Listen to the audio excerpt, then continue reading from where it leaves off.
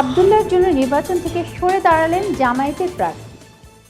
ত্রয়োদশ জাতীয় সংসদ নির্বাচনকে সামনে রেখে জাতীয় নাগরিক পার্টি এনসিপি ও জামায়াতে ইসলামীর নির্বাচনী সমঝোতার প্রভাব পড়েছে মাঠ পর্যায়ের প্রার্থিতায়। এর অংশ হিসেবে কুমিল্লা ৪ আসনের জামায়াত মনোনীত প্রার্থী সাইফুল ইসলাম শহীদ নির্বাচন থেকে সরে দাঁড়ানোর ঘোষণা দিয়েছেন। এই আসনে এনসিপির প্রার্থী হিসেবে প্রতিদ্বন্দ্বিতা করেছেন দলটির দক্ষিণাঞ্চলের মুখ্য সংগঠক হাসনাত আবদুল্লাহ। জামায়াতে ইসলামী ও তাদের সমমনা ৮টি দলের সঙ্গে জোটবদ্ধ হয়ে ত্রয়োদশ জাতীয় সংসদ নির্বাচনে অংশ নেওয়ার ঘোষণা দিয়েছেন এনসিপি। রোববার ঢাকায় জোটের শীর্ষ নেতাদের সংবাদ সম্মেলনের কয়েক ঘন্টার মধ্যেই কুমিল্লা ৪ আসনে সমঝোতার বাস্তব প্রতিফলন দেখা যায়।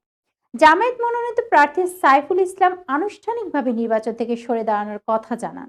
সাইফুল ইসলাম কুমিল্লা উত্তর জেলা জামায়াতে ইসলামীর সেক্রেটারি। কুমিল্লা ৪ আসনটিতে এনসিপির মনোনীত প্রার্থী হাসনাত আবদুল্লাহর নিজ এলাকা। এর আগে ২৩ ডিসেম্বর এনসিপির নেতাকর্মীরা জুলাই শহীদ পরিবারের সদস্যদের সঙ্গে নিয়ে হাসনাত আবদুল্লাহর পক্ষে মনোনয়ন সংগ্রহ করেন।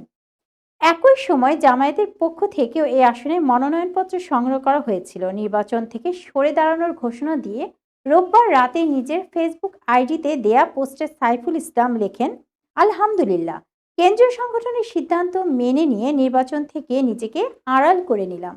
আল্লাহ যেন দিন কায়েমের পথে আমৃত্যু টিকে থাকার তৌফিক দান করেন।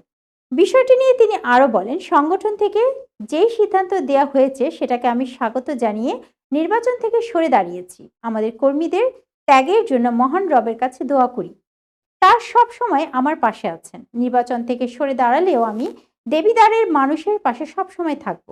হয়তো জনগণের ভালোবাসা ও প্রত্যাশা পূর্ণাঙ্গভাবে পূরণ করতে পারবো না, এরপরও সংগঠনের সিদ্ধান্ত কল্যাণ বয়ে আনবে বলে আমি বিশ্বাস করি।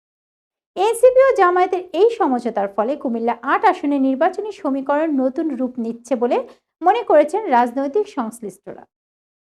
দর্শক, এই ছিল এখনকার মতো। পরবর্তী সংবাদ দেখার আমন্ত্রণ জানিয়ে এখানে শেষ করছি। আল্লাহ হাফেজ।